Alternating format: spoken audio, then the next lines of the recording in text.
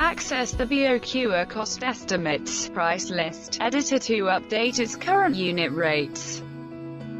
From the local menu, activate the Update PL Items option. Select the updated edition of the currently used price book.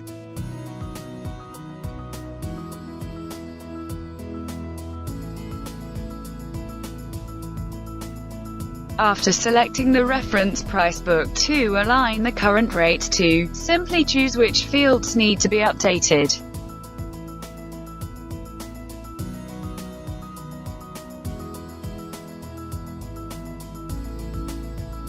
Confirm and quickly receive a report summarizing the modified data.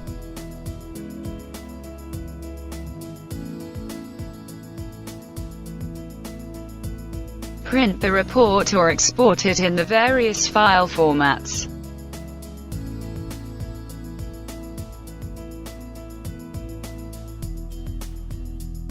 Highlight the modified items and identify any items that weren't found in the updated price book edition.